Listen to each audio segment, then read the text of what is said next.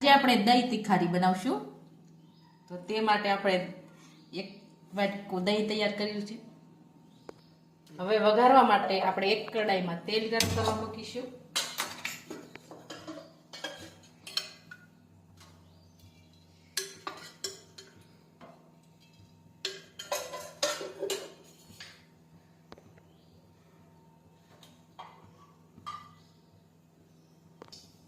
હવે આપણું તેલ છે તે ગરમ થઈ ગયું છે। હવે આપણે તેમાં લસણ નાખી દઈશું।